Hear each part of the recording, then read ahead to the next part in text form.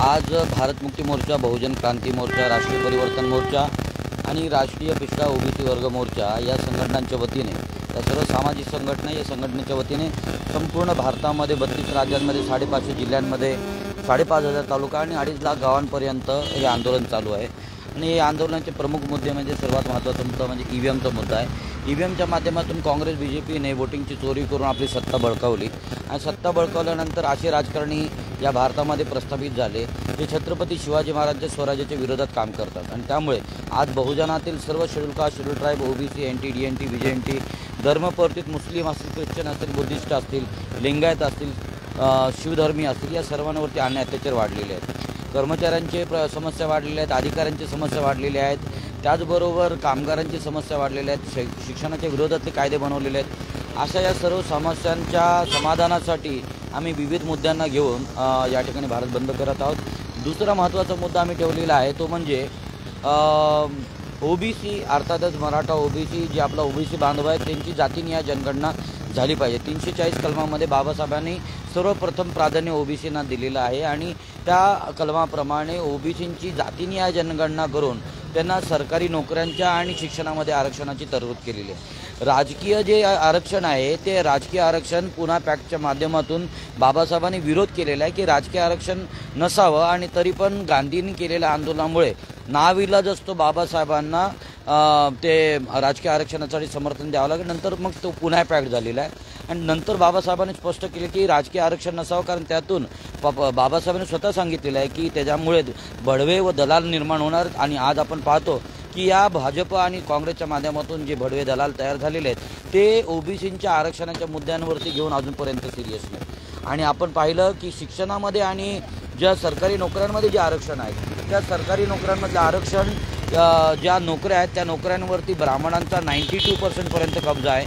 म्हणजे ओबीसींचं जे आरक्षण आहे ते ब्राह्मणांनी बळकावलेलं आहे। त्यामुळे भारत बंदचा हा मुद्दा आहे की ओबीसींची जातीनिहाय जनगणना झाली पाहिजे आणि त्यांना सरकारी नोकरी आणि त्यांच्या शिक्षणाचा जो हक्क आहे तो मिळाला पाहिजे। आमचा तिसरा महत्त्वाचा मुद्दा म्हणजे महापुरुषांचा सातत्याने अपमान झालेला आहे।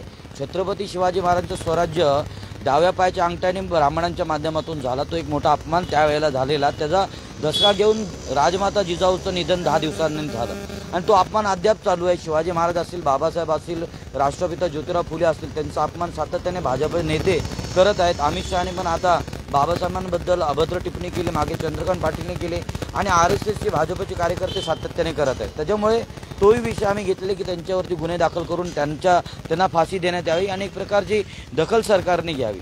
त्याचबरोबर महत्त्वाचा अजून एक मुद्दा आहे तो म्हणजे महाबोधी विहार, जो BT ॲक्ट बनवलेला आहे तो धार्मिक स्वातंत्र्याच्या विरोधात आहे।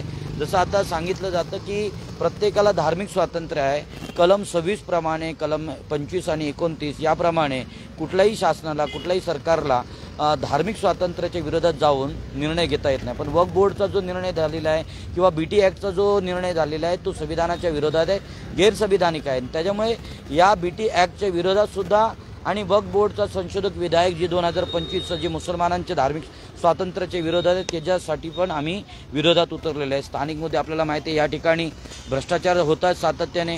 200 करोडचा या ठिकाणी जो TDR घोटाळा झाला, आता मागे इथे या ठिकाणी हेंद्रपाड्याचे जे नेते आहेत त्यांच्या माध्यमातून TDRचा घोटाळा झाला।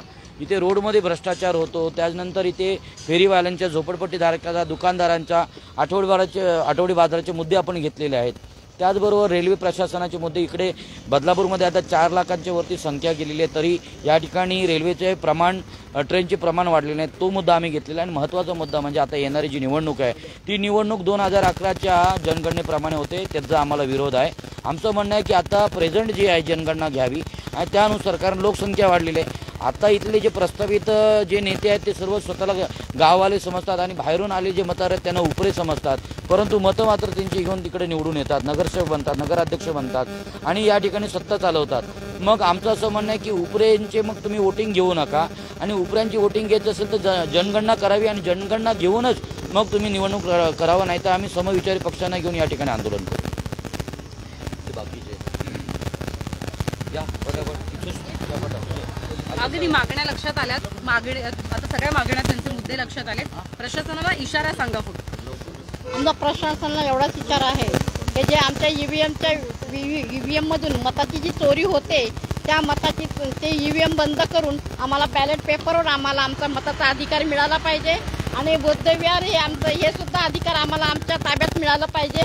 तसेच RSS आणि BJPच्या माध्यमातून होणारा महापुरुषांचा अपमान हा त्यांनी बंद केला पाहिजे, नाहीतर यांना शिक्षा झाली पाहिजे.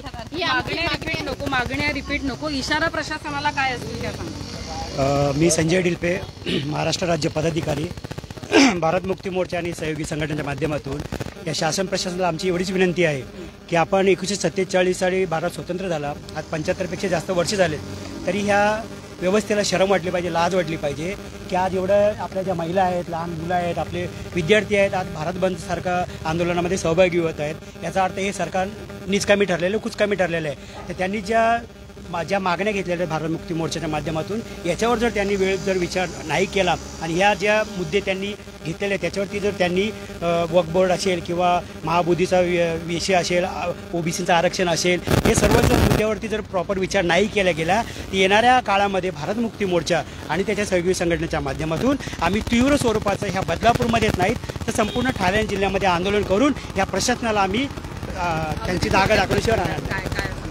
थोडक्यात म्हणायचं म्हटलं तर आज जे विषय तुम्ही आज पाहिले, EVMचा मुद्दा आहे, OBCचा जाती आधारित जनगणनेचा मुद्दा आहे, ते पण जे पण मुद्दे आम्ही महत्त्वाचे राष्ट्रीय मुद्दे 5 आम्ही मांडलेले आहेत, ते मुद्दे जर तुम्ही बघितलं तर हे आपल्या सर्वांचे मुद्दे आहेत. तर तुम्ही 1951 पासून जे लिबरेशन, प्रायव्हेटायझेशन, ग्लोबलायझेशनचे मुद्दे आपण तेव्हा मांडत होतो, तेव्हासुद्धा आम्ही हे सांगत होतो. पण आता आपण परिस्थिती बघत आहोत की आज आमचे जे तरुण आहेत ते बेरोजगार झालेले आहेत.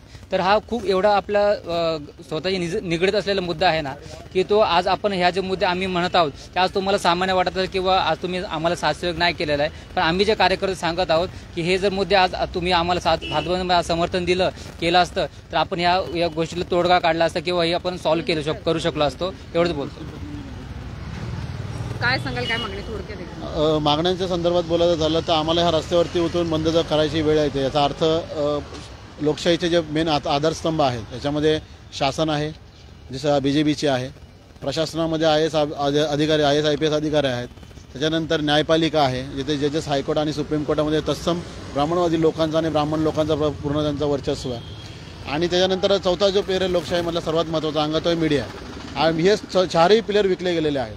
तर आमच्यापर्यंत मीडिया आमची कोणती आहे तर ही जी सोशल मीडिया आहे, या सोशल मीडियाच्या मध्ये तुमच्यासारखे जे चॅनल्स आहेत जे इमाना इतबारानं समाजामधले जे प्रश्न लोकांपर्यंत पोहोचतात त्यांच्यामुळं आज सर्वसामान्यांचा जो आवाज आहे लोकांपर्यंत पोहोचतोय. तर आमचं म्हणणं हेच आहे की जे मूलभूत अधिकारांचं उल्लंघन आज सरकारच्या माध्यमातून होत आहे आणि शासन, प्रशासन, न्यायपालिका आणि मीडिया टोटल विकले गेलेले आहे. म्हणून आमच्याकडे संविधानिक जो अधिकार आहे जो रस्त्यावर उतरून त्यांचा विरोध करणं, त्या मूलभूत अधिकाराचा वापर करून आर्टिकल 19चा वापर करून आम्ही याचा जाहीरपणे निषेध करत आहोत. आणि येणाऱ्या काळामध्ये जर सरकार जागृत झाली नाही तर येणाऱ्या काळामध्ये अजून हा आंदोलन उग्र होण्याचं शाश्वत आहे. मी साजिल मुल्ला, जुमा मशीद ट्रस्टचा विश्वस्त. आजचा आंदोलनाचा मेन जे मुख्य कारण होता ओबीसी आणि सर्व जाती आधारित जनगणना केली पाहिजे, OBC यांना आरक्षण मिळालं पाहिजे ही आमची मागणी आहे. आणि त्याच्यानंतर जे वक्फ संशोधन 2025चं विधेयक जे पास झाला होता ते आता सुप्रीम कोर्टामध्ये प्रलंबित आहे. हे जे वक्फ बोर्डचं जे विधेयक पास झाला होता हे आमचे ट्रस्टमध्ये म्हणजे जे आमचे जे अधिकार आहे त्या अधिकाराच्या विरुद्ध हे कानून बनलेलं आहे. म्हणून हे कानून पण रद्द झाला पाहिजे याच्यासाठी ही मागणी आहे. व हे सर्व आम्ही जमा झाले सर्व मोठा एक उद्देश आहे म्हणजे येत्या काळामध्ये एज्युकेशन, शिक्षण म्हणजे प्रत्येक मुलांपर्यंत शिक्षण गेली पाहिजे. आणि शिक्षण हे आपण सर्व भारतीयांचा हक आहे आणि पूर्ण भारत देशापर्यंत शिक्षण गेली पाहिजे आणि सर्वसाधारण लोकांना शिक्षण घ्यायचा त्यांचा अधिकार त्यांच्यापर्यंत पोहोचला पाहिजे हे माझे मुद्दे आहेत. धन्यवाद दिलेल्या माहिती संदर्भात.